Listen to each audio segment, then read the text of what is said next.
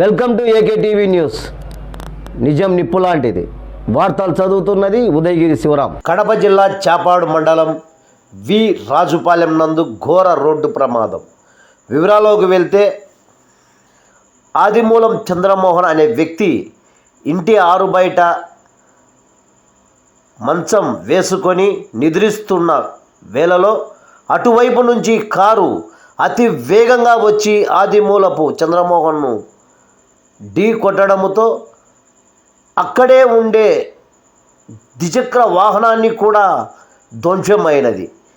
ఈ దుర్ఘటనకు కారణమైన డ్రైవరు కారును వదిలి అక్కడి నుండి పారిపోవడం జరిగినది.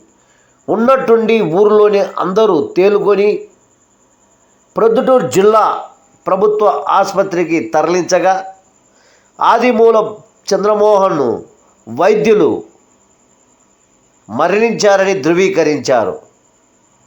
మిగతా వివరాలు తెలియాల్సి ఉంది. ఇలాంటి వార్తల కోసం చూస్తూనే ఉండండి మీ ఏకే టీవీ న్యూస్. నిజం నిప్పు లాంటిది.